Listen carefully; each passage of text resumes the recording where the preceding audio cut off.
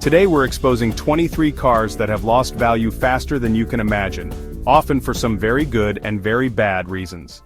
Let's get started. The Chrysler 200, produced from 2015 to 2017, arrived on the scene with high hopes and a sleek, modern design that initially caught the attention of many car buyers. With its sculpted lines, bold front grille, and contemporary styling, it seemed poised to compete with the best in the mid-size sedan segment.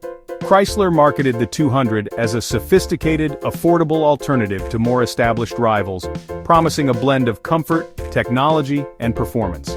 However, beneath its attractive exterior, the Chrysler 200 was plagued by a critical flaw: its 9-speed automatic transmission.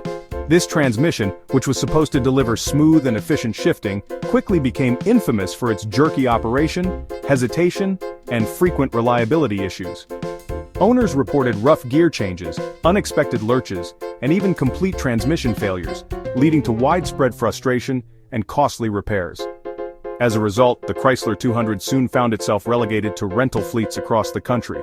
The market became saturated with these cars, and their interiors, which felt cheap and uninspired compared to competitors, did little to help their reputation. The abundance of 200s in rental lots and the lackluster cabin materials made it clear that the car was struggling to find favor with everyday drivers. The combination of massive oversupply, persistent mechanical problems, and a reputation for poor reliability meant that the Chrysler 200 quickly became a model to avoid on the used car market. Mechanics and automotive experts frequently warned buyers about the potential headaches and repair bills associated with this vehicle. Ultimately, the Chrysler 200's value plummeted for good reason.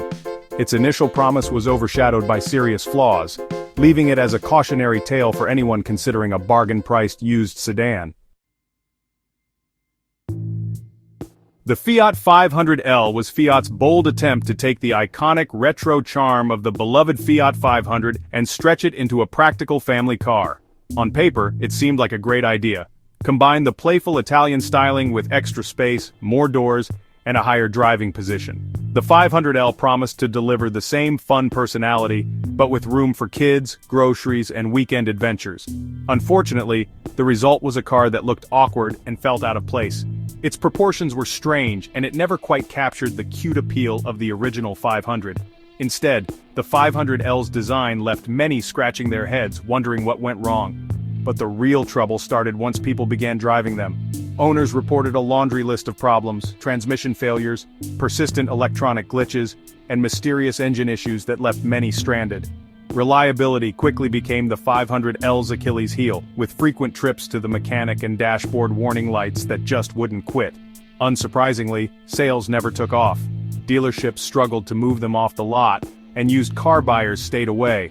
The 500L's reputation for unreliability meant resale values plummeted, leaving owners stuck with cars nobody wanted. Today, the Fiat 500L is cheap to buy, but it's a gamble most people regret. What was meant to be a fun, family-friendly Italian car ended up as a cautionary tale about how not every classic deserves a sequel. The Dodge Dart promised a sporty return but delivered underpowered engines, confusing trims, and reliability issues. Discontinued quickly, its value crashed, tempting price, but not worth the risk. The Smart 4.2 is perfect for tight European cities, but in the US, its lack of space and poor driving experience doomed it. Jerky transmission and twitchy handling made it a tough sell. Massive depreciation followed. The Nissan Juke's wild looks and fun turbo engine couldn't overcome its unreliable CVT and cramped interior. Utility was lacking and so was demand. Once the novelty faded, so did its value. The Chevy Sonic was decent, but, as Americans abandoned small cars, it was left behind. Discontinued and forgotten, its resale value plummeted. Cheap now, but hard to sell later. The Mirage is cheap and fuel-efficient, but painfully slow, noisy, and flimsy. Built to a price, it depreciates almost instantly. A car of last resort, not choice. The Ford Fiesta was fun, Unless you got the power shift automatic, which was plagued by failures and lawsuits, its reputation is ruined, and resale value is in the basement. Manual models are better, but the damage is done. The Americanized VW Passat lost its European charm and became just another mid-size sedan. Heavy incentives and fleet sales flooded the market. Lacking excitement or a strong reputation, it faded into obscurity. Its value dropped accordingly. The Jeep Patriot looked rugged but was cheaply built, underpowered, and unreliable. Most weren't truly capable off-road, hurting the brand's image. Its value collapsed as its flaws became clear.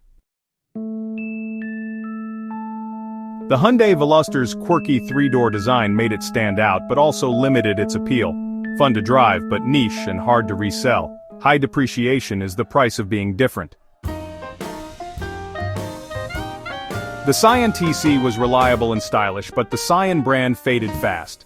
Discontinued and orphaned, its value dropped sharply. Solid car, but a tough sell from a dead brand. The Chevy Cruze sold well, but early models suffered major engine and transmission issues. Reliability woes and market oversaturation killed its value. Even improved later models couldn't escape the stigma. The Kia Rio became a solid subcompact, but its best feature, the warranty, doesn't fully transfer to used buyers. Low demand for small cars means high depreciation. Sensible, but forgettable. The Dodge Avenger looked sporty from the outside but felt cheap inside and drove even worse. Most went to rental fleets, flooding the used market quickly. Value evaporated almost instantly.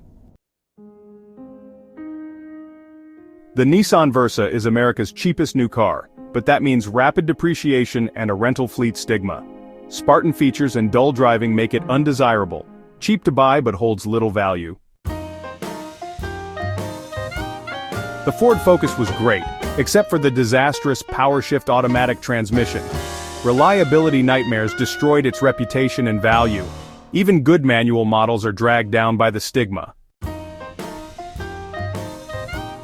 The Toyota Yaris is reliable but uninspiring, and later models were actually rebadged Mazdas. Discontinued and slow-selling, it lost value quickly. The forgotten Toyota, priced accordingly. The Buick Verano aimed for compact luxury but couldn't shake its old person's car image. Niche appeal and brand confusion led to poor sales and steep depreciation. Comfortable, but the market just didn't care. The last Chevy Impala was a great car, but massive fleet sales and the death of big sedans killed its value. The used market is flooded with ex-rentals. A bargain now, but expect further depreciation. The Lincoln MKT's odd styling and awkward market position doomed it from the start. Retail buyers stayed away, and it became a fleet and limo staple. Catastrophic depreciation followed. The Cadillac XTS was comfortable but felt like a throwback, not a modern luxury car. Fleet sales and a dated image crushed its resale value. Lots of car for the money, but little demand. The Chrysler Sebring is infamous for its cheap build, bad driving, and rental fleet ubiquity. Its reputation is so bad its value didn't just drop, it vanished. The ultimate example of a car to avoid, no matter the price.